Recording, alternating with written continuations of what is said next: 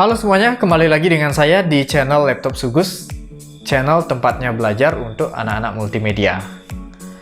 Nah, kalau di video-video saya yang sebelumnya, saya lebih banyak membahas teknik pembuatan video ya, mulai dari teknik pengambilan gambar, sampai dengan proses editingnya. Nah, sekarang saya akan bahas teknik pengolahan audionya. Jadi kita fokus ke bagian audio sekarang ya. Karena video dan audio itu selalu berdampingan. Ini tidak terpisahkan. Ibaratnya kita melihat dan mendengar itu satu paket. Apa jadinya kalau kita hanya bisa melihat tetapi tidak bisa mendengar atau sebaliknya? Ya, jadi berat sebelah ya. Nah, maka dari itu antara video dan audio ini dari segi kualitas harus bisa sama, setara. Kalau videonya HD, audionya juga harus bisa mencapai kualitas HD. Nah, bagaimana membuat video yang kualitas HD sudah pernah saya bahas, bagaimana pengaturannya. Sekarang audionya biar bisa HD, ini yang kita fokuskan sekarang. Jadi kita fokus di pengolahan audionya. Nah, bicara soal audio, dari tadi kita ngomong audio saja. Audio itu apa sih gitu ya?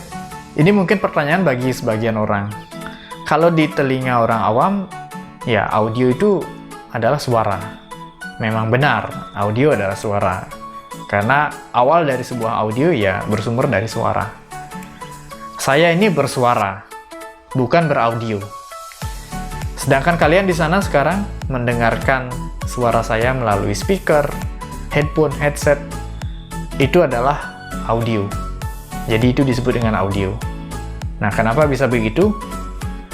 Karena audio itu adalah suara yang sudah diubah menjadi sinyal elektrik. Jadi awal mulanya adalah suara.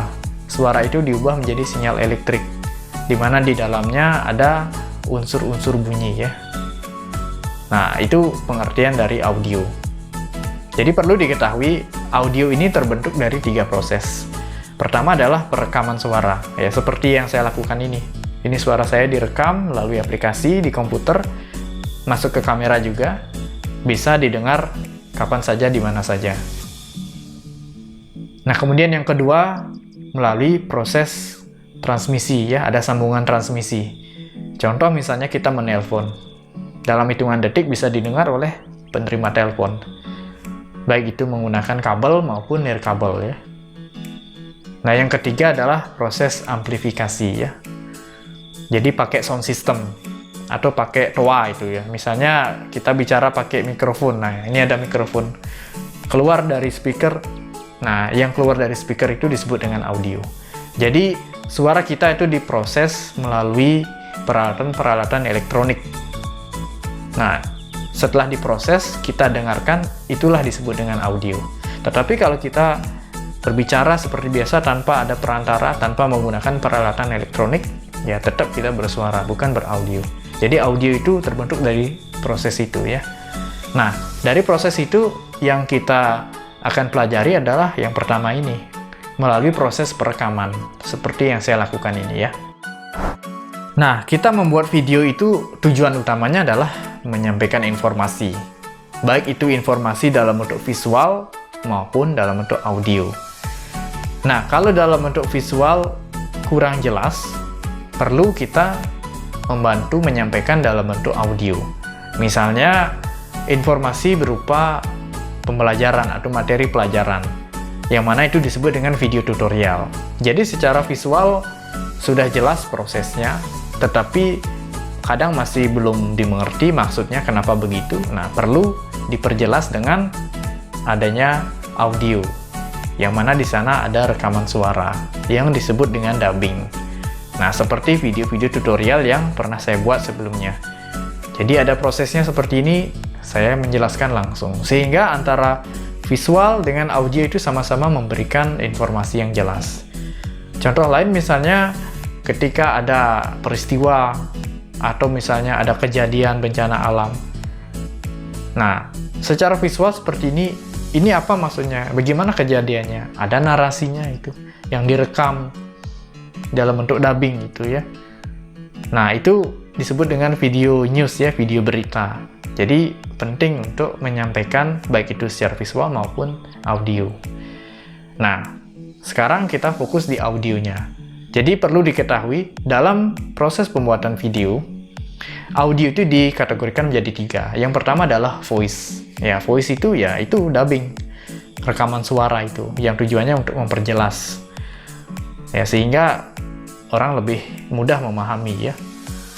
Karena video itu komunikasinya searah itu ya, harus jelas itu. Nah, yang kedua adalah musik background atau soundtrack. Ya, ini fungsinya untuk memberikan suasana ya, memberikan mood gitu ya. Kemudian sound effect.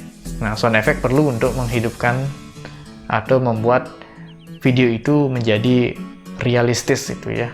Nah, contoh kalau kita nonton film di bioskop, kalau musiknya tidak mendukung atau sound effect-nya tidak memukau ya, filmnya biasa aja itu ya. Nah, tetapi untuk kali ini kita fokus dengan yang namanya dubbing ya. Kalau musik latar atau sound effect ini sudah ada yang buat, kita tinggal menggunakan yang memang kita bisa produksi sendiri ya dengan original. Ya ini voice ini, dubbing ini ya. Jadi kita fokusnya adalah untuk keperluan dubbing, merekam narasi yang mengisi suara pada sebuah video. Nah, tentu kaitannya dengan rekaman di sini ada tambahan peralatan. Nah, apa saja peralatannya nanti belakangan saya akan jelaskan ya. Nah, bicara soal rekaman suara, audio ini sama dengan video ya, sama-sama mengenal noise. Kalau di video atau foto, noise diakibatkan oleh ISO yang terlalu tinggi dan berada di tempat yang gelap.